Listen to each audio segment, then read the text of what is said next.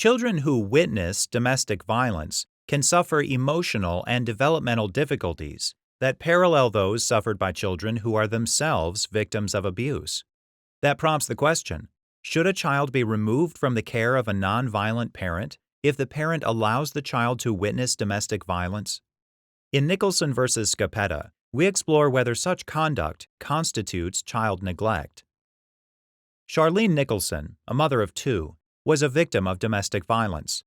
The New York City Administration for Children's Services, which we'll refer to as the administration, removed Nicholson's children from her care for neglect, solely because Nicholson failed to prevent the children from witnessing the domestic violence against her.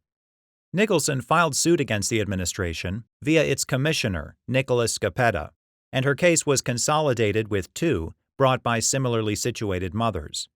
They argued that the administration considered mothers whose children witnessed domestic violence against them to be, quote, engaged in domestic violence, unquote, and relied on that reasoning to remove children from their mother's care. The mothers contended that because such removals occurred without probable cause or due process, they constituted unlawful interference with a mother's liberty interest in having custody of her child.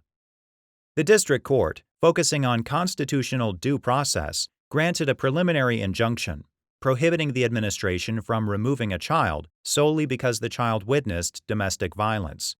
The administration appealed to the Second Circuit, which determined that an interpretation of certain New York statutes might avoid the need to address constitutional concerns.